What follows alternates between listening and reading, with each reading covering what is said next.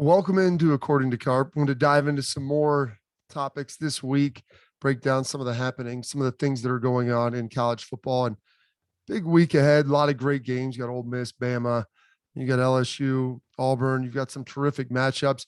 One of the ones I wanted to focus on, though, Notre Dame, Cincinnati, and for the ramifications for not just Cincinnati and Notre Dame in this game and how they'll look potentially coming out, but also for just college football at large, what that means for the playoff, what it means potentially for the group of five, what it could potentially mean, for coaches' movement throughout. And that's kind of one of the other pieces that I wanted to get to. So first, I wanted to kind of hammer on, some of, some of the hot commodity coaches who might be staying put, because let's face it now, we're 4 weeks, count week 0, 5 weeks into college football.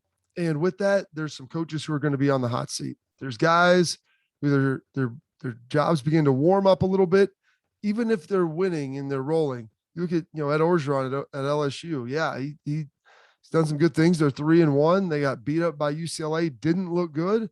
Kind of bounced back. Huge test this week against Auburn. They win that game. Okay, you're starting to roll a little bit now, and things get moving on. But you have to understand and look through this that, there's some situations where coaches, their seats are getting warm. And so around, USC's already fired Clay Helton. So there's going to be some openings.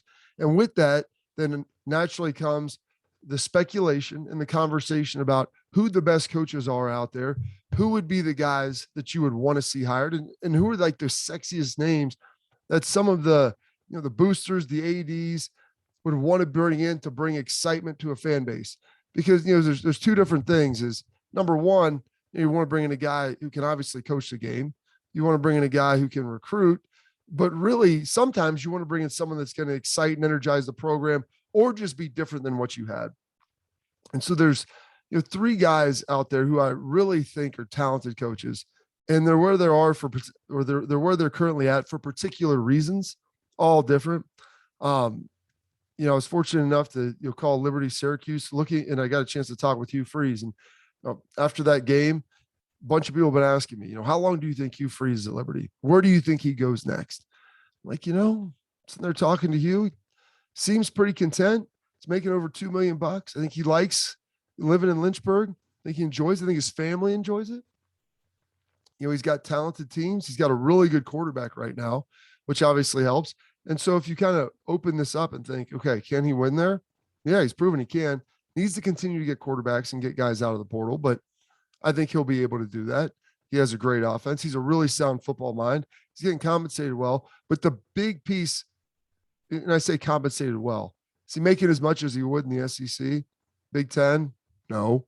But he's compensated well enough for the stress, because this is the last part of it. Life's all a trade-off. You're getting paid a lot. You're in a place with big expectations. That's great. It's tremendous. And you know what? It's awesome to be in that spotlight, but it ages you.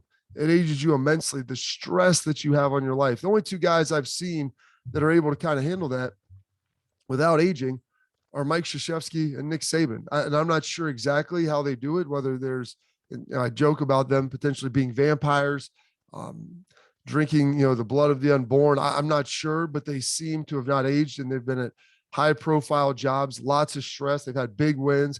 They've underachieved at times. They get surly, they get frustrated, but they seem to not age. Every other coach you see at a lot of these big time schools, they age like the president. And so you have to ask yourself, like, am I happy where I'm at? And I think Hugh Freeze is content. He said he played 150 rounds of golf during COVID, and he plays golf every Thursday. He was upset that we had a Friday game because it disrupted his golf. He's a 2 handicap. Feels really good. I'm like, if you're that good, you must be playing a lot, because I couldn't play golf on Thursdays in the SEC simply for just the perception that I wasn't working hard enough and that I wasn't doing what I needed to do. And so I think when you kind of factor all these things and roll it together, like, is he going to stay at Liberty forever? I don't think so. But I don't think he's also in a hurry to jump to just the first job that says, hey, here's a 5-year, $30 million deal. Be a substantial pay increase. But he's like, I've been there. I've done that. I know what that's like. And life's all about, enjoying the time you have. You can't buy time now. And you can't buy, stress and expectations. And an NFL front office member told me 3 or 4 years ago, was talking to him at pro day at Ohio State. He's like, you don't get fired in the NFL or really football in general for wins and losses. You get fired for failing to meet expectations. And you can go 11-1, but if the expectation is that you were supposed to go 12-0, people are going to be unhappy. Now, if you're at a school where the expectation is 6-6, you're going 8-4, 9-3, maybe 10-2. Occasionally you drop down to 6-6, 5-7 in a rebuild year. You don't feel like the weight of the world is on your shoulders. I mean, you look at that with Ed Orgeron, who won a national championship a couple of years ago, and this year, like if he doesn't get it right, there's a chance that he might be gone. And that's crazy. And it's, I understand it. There's high expectations. Guys are compensated well. And I'm not saying that should change. That's not the argument that I'm making here. I'm just saying that some people may not want it. Billy Napier, another great example. He's at Louisiana. Loves it down there. He's coaching. He's winning, having success. He got calls about the South Carolina job. He got calls about the Tennessee job. Rumored he was even offered those positions. Turned him down. And so sitting with my friend Jacob Hester doing some Sirius XM, and I'm sitting there thinking, like, why would you want to take those jobs when you're going to go there, potentially get chewed up and spit out in 3 to 4 years if you're not winning and winning at the clip that they want you to, because those jobs are inherently difficult to win at. They have a lot of good players, but not as many as the teams they're playing. And you could go coach at Louisiana, you're making over $1 million, maybe $2 million a year. They love you there. If you do have a year where you go 6-6, no one's trying to line up to fire you. And then you can go play South Carolina. You can play the Tennessees. You can play schools like that and maybe beat them one out every 3 years. And when that happens, you're the hero. Your name's, in big lights. They love it, as opposed to being the coach on the other side of that who loses that game simply because they have good players, but not the volume of them of some of the other schools in their conference. And so it's about the expectation. Billy Napier's happy. He enjoys it there. And last one, this will be where their transition kind of happens. And goes with my friend, former coach of mine, Luke Fickell, and what he was able to do and what he's done at Cincinnati. 30 wins the last 3 years, playing really good football. And he lost his defensive coordinator, Marcus Freeman, to Notre Dame. He's an Ohio guy, coached at Ohio State for a long time, played at Ohio State. I think he thoroughly enjoys being in Cincinnati. I think he loves the fact he gets to coach them. They compensate him very well. They're going to be joining the Big 12 soon, but who knows what that ultimately means and what that could transition to. Whether it's a continued Power 5 position and the ability to get into the college football playoff, I don't know. Maybe it does, maybe it doesn't. But his son's on the team. His nephew's playing on the team. He has 6 kids. They love the Cincinnati area. His wife loves it there, and he's tied to USC simply because his coordinator is over there, or his AD went there. And it's like, all right, you can understand that, but I just can't envision him wanting to live in Southern California, wanting to live in Los Angeles. That's not who he is. That's not his speed. He is the least superficial person that I've ever been around. And you'd be talking about going to a city where the glitz and the glamour, that's what it has to be. And he's not someone that likes to fake that stuff. That's not inherent in his DNA. And so his family's happy. He's making, a good living, compensated well. They love him there. And there's been so many coaches, from Mark D'Antonio, Butch Jones, Brian Kelly, all these guys have come through and had success and gone on to bigger and better jobs. And that's not to say that Luke wouldn't. And that's not to say that Hugh Freeze won't. And that's not to say that Billy Napier won't. But I don't think they're just going to jump at any job because it's perceived to be a great job nationally and because it's going to pay really well. I think that ultimately comes from the fact that if they're going to make a move, if they're going to transition and go somewhere else, they probably have a list of schools that's 2 or 3 long. And maybe it only could be 1 in some cases. And if they call, I'm going to pick up the phone. That's ultimately where I would want to go. And so that's how that situation I think is going to work for those 3 guys. And maybe I'm completely wrong. Maybe Hugh Freeze, he's a great actor, was selling in the coaches' calls. I think that he's really content right now with where he is. I think his family's happy. I think that matters a lot to him. And so with all those things kind of lumped in together, yeah, maybe he stays a couple more years than he would have otherwise. You keep the Luke Fickells, you keep the Billy Napiers there. And I think that's good ultimately for football because you have some good group of 5 schools. And that I think is fun, for the upsets, to be able to have these next conversations that we're going to have. which leads me to, in my opinion, you got Bama and Ole Miss, and that's a great game. Believe me, looks good. I think even Kentucky, Florida, really, really good game this week. But, for my money, I think the game that probably is the one that could have the biggest impact historically since the college football playoff began is Cincinnati traveling to Notre Dame. Because for a group of 5 school to make it, no one has ever gotten in, and they've gotten close and they get bounced. And you had Boise in the BCS, and they could never get in the championship game, but they're always playing in the BCS bowl games, knocked off Oklahoma. They've played good, and they had that cachet that, they can't, or kind of considered the Gonzaga or the Butler of college football, with being able to make runs against the big boys. And then eventually they lost their coach, Chris Peterson, and those things began to change.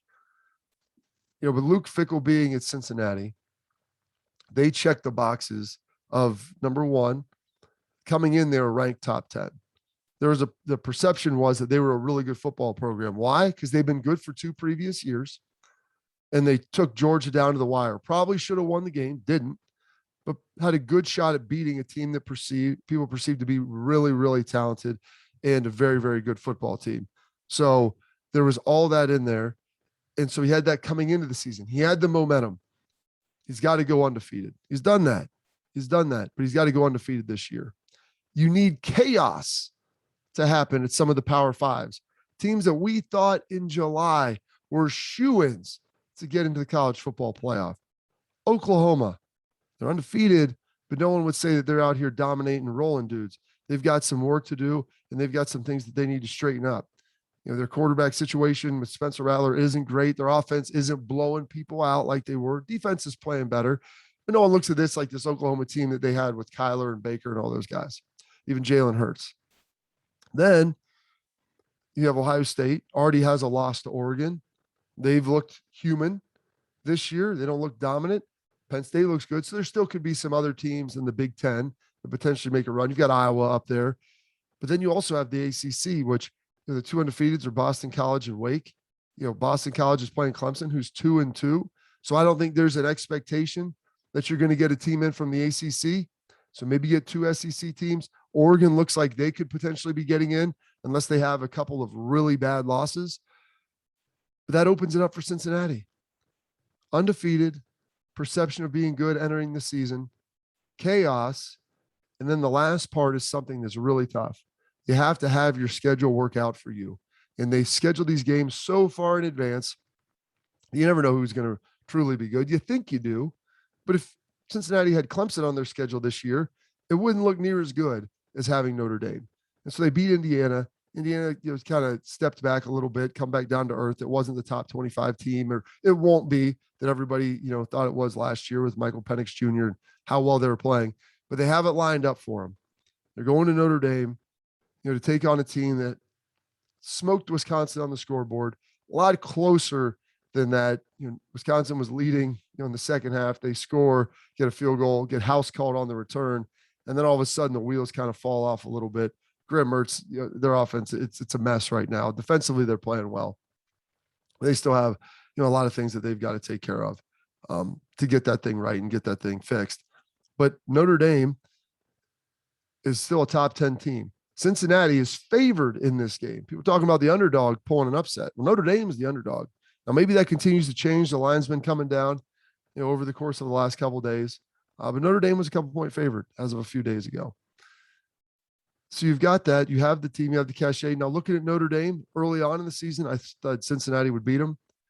From how they played to open the season against Florida State and Toledo, not looking great. Second 2 games playing much better, Purdue and Wisconsin.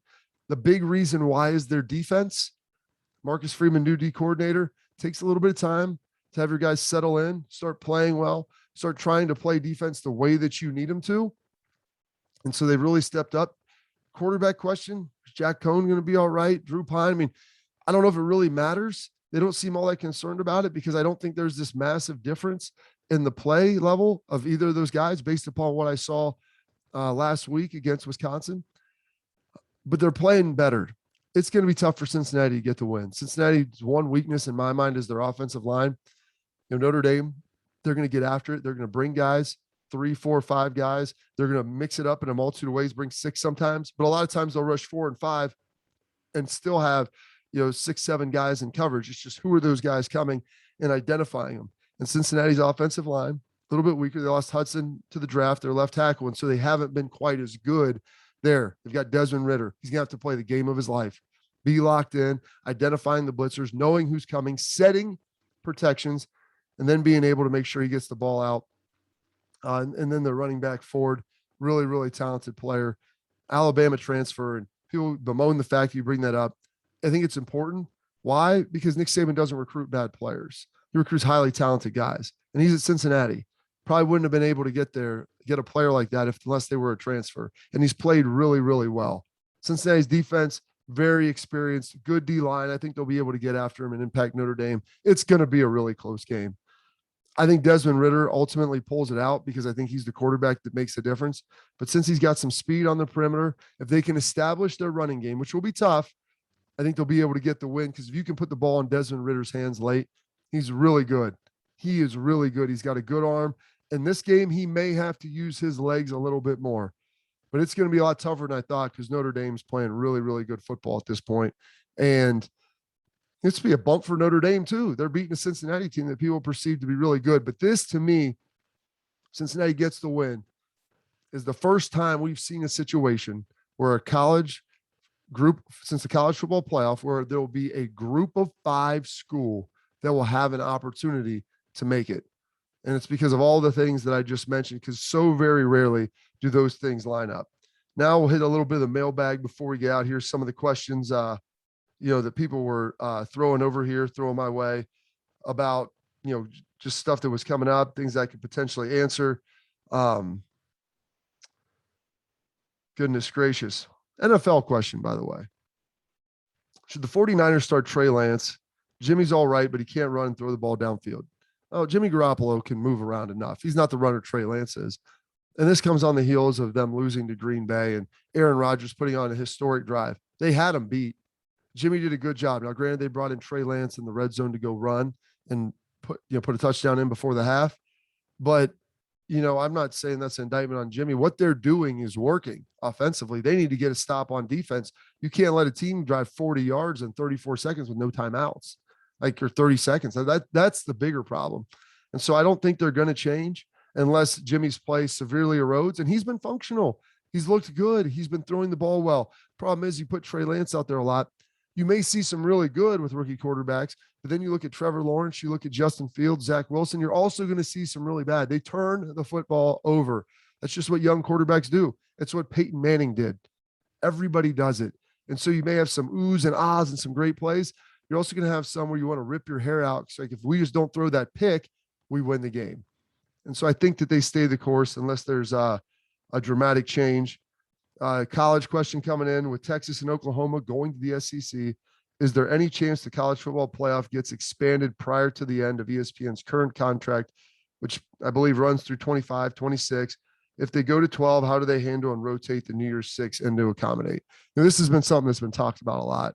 I don't think the expansion is not going to happen now. They're going to take, mostly I think, because they're going to take the bid to the open market. They want to get more people involved, more players, Fox and ESPN bidding up the value. And I don't think it's a matter of if it happens, but when. And they're going to want to take a look at, obviously, the criteria for getting teams in. Is there a cap on the conference of how many you can get in? Working the bowl games together, that's going to be complicated. The Rose Bowl has always been kind of a stick in the mud, and they want their time frame because they have the parade of roses and all the stuff, the pageantry that we love, but it's tough to kind of evolve in college football with everything that's happening.